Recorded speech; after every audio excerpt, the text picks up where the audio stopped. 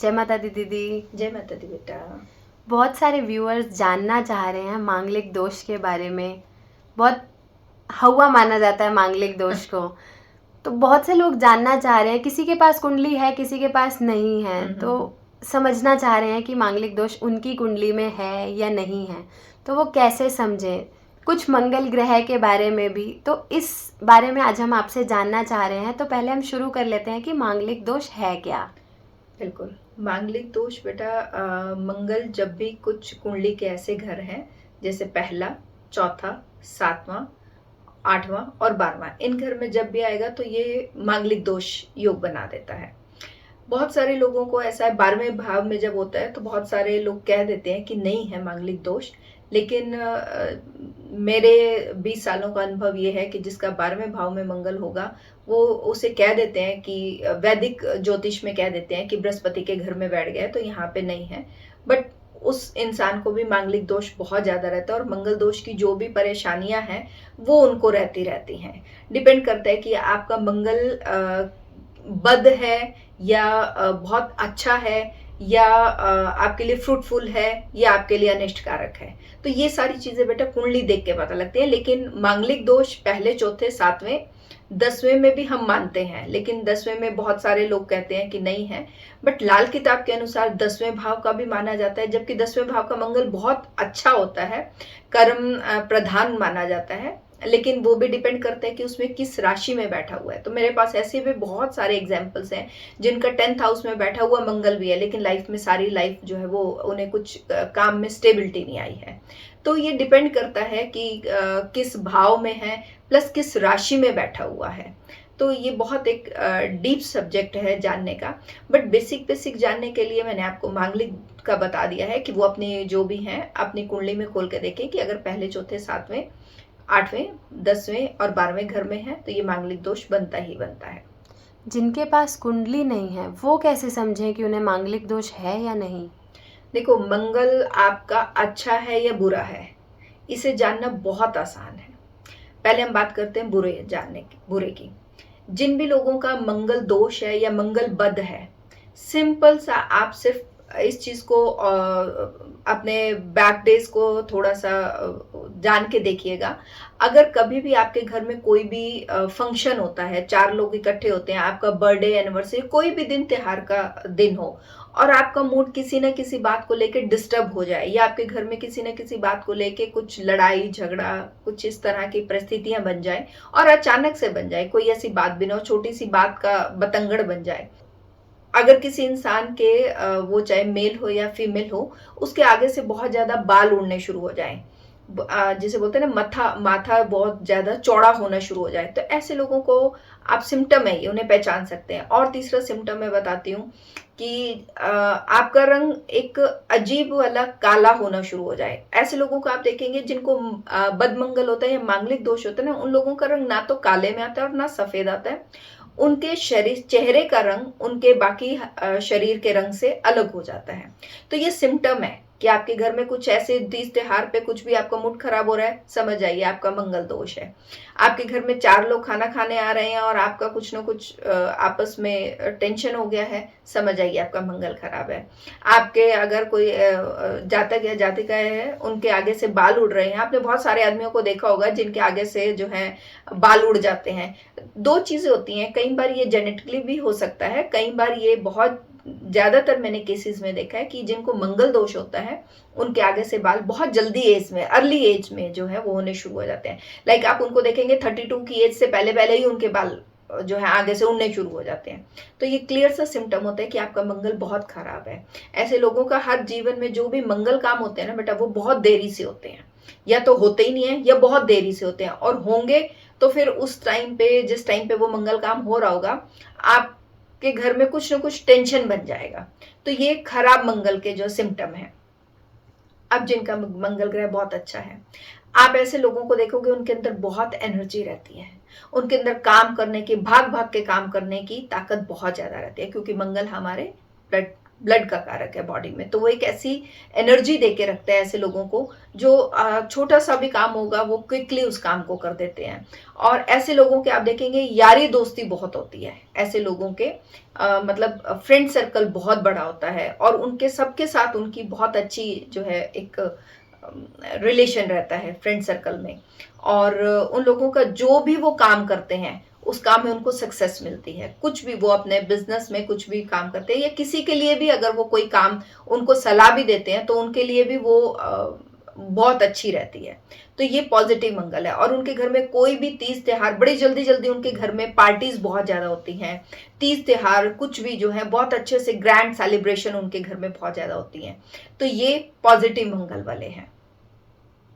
दीदी, क्या मांगलिक दोष का इम्पैक्ट सिर्फ वैवाहिक जीवन पे आता है या हमारे लाइफ में हर एस्पेक्ट में इसका प्रभाव पड़ता है? मांगलिक लोगों का बेटा मांगलिक से शादी करने, ये तो सबसे बड़ा ही एक है ही है कि आपको कोई भी अगर एक लड़का मांगलिक है तो उसकी मांगलिक लड़की से ही शादी करनी चाहिए, नॉन मांगलिक से नहीं होती उसको। और उसका अगर आप मांगलिक का नॉन मांगलिक से कर देते हैं तो जिस भी भाव का मंगल दोष बैठा होता है, मान लो किसी लड़के की कुंडली में अगर 6th हाउस का मंगल है और उसने नॉन मांगलिक लड़के से शादी कर ली, तो शादी होते ही वो लड़का जो है वो किसी न किसी कारण से उसको कुछ ना कुछ रोग लगा ही रहेगा, वो हेल्थ वाइज उसका ठीक नहीं रहेगा क्योंकि 6th हाउस रोग का होता है। और अगर लड़की की कुंडली में है और लड़का नॉन मांगलिक नहीं है और लड़की मांगलिक है, तो उसका जिस भी हाउस में बैठा है उसको वहां पे वो उससे संबंधित उस घर से रिलेटेड उसको परेशानी आएगी।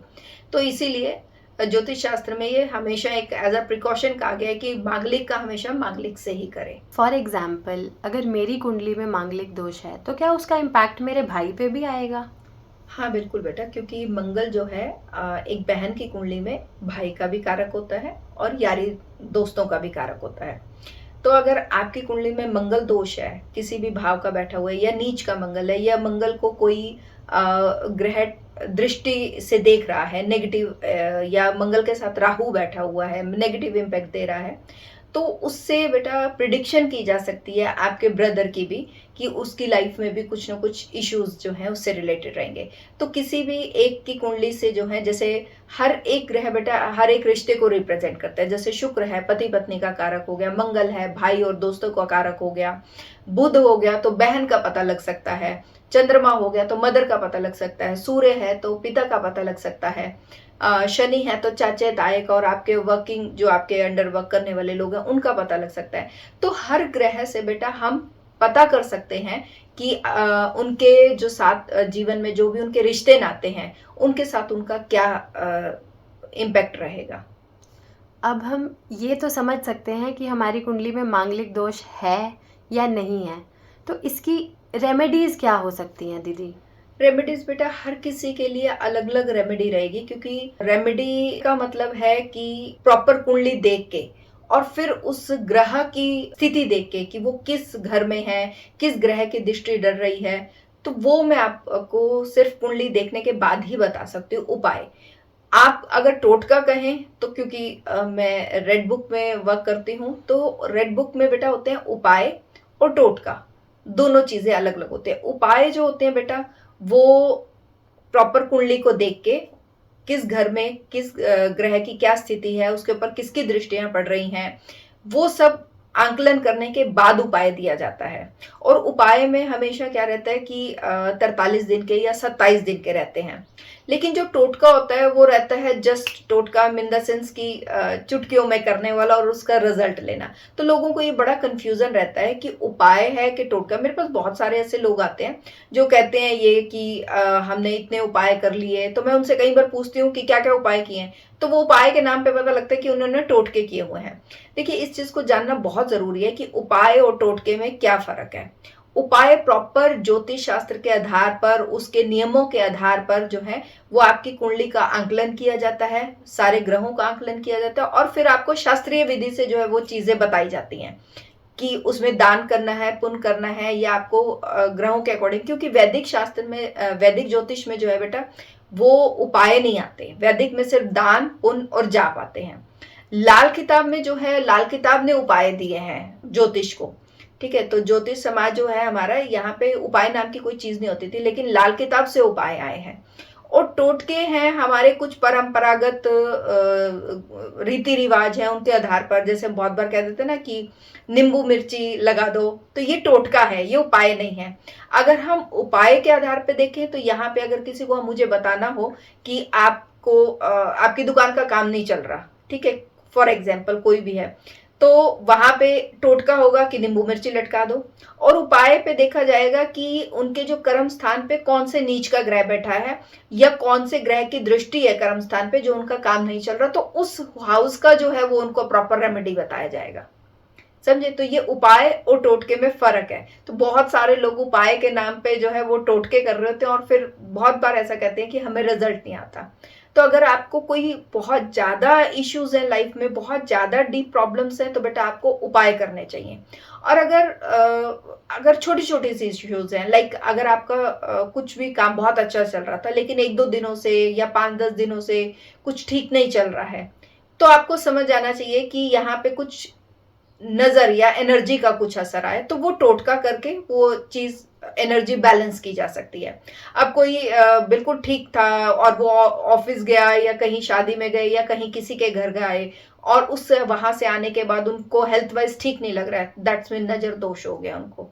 तो उनको कुछ भी ऐसे राई वगैरह उतार के जो नाली में जल प्रवाह करवा दिया जाएगा, वंस अ टाइम एक बार करवाया जाएगा, वो है टोटका। और अगर किसी का लगन ही कमजोर है, लगन का स्वामी नीच का बैठा हुआ है और इस इंसान को आए दिन जो है वो बीमार पड़ा रह जाता है, तो उसको बेटा प्रॉपर उपाय करवाया जाएगा कि उसके लगन का स्वामी को स्ट्रॉन्ग करवाया जाएगा। तो उपाय में और टोटके में फर्क समझिए और फिर करिए। थैंक यू दीदी, बहुत ही डीप नॉलेज जो है आपने हमें आज दी है। मैं व्यूअर्स से रिक्वेस्ट करती हूँ, अब आप समझ गए होंगे कि आप में मांगलिक दोष है या नहीं है, तो अब आप कमेंट सेक्शन में हमें मेंशन कीजिए। अगर आपकी कुंडली में भी मांगलिक दोष है तो अपनी आप डिटेल्स जो हैं वो कमेंट सेक्शन में डालिए। तो नेक्स्ट एपिसोड में हम किसी एक व्यूअर की कुंडली उठाएंगे और चेक करेंगे कि उनके जीवन में मांगलिक दोष का क्या प्रभाव है। जय माता दी। जय माता दी।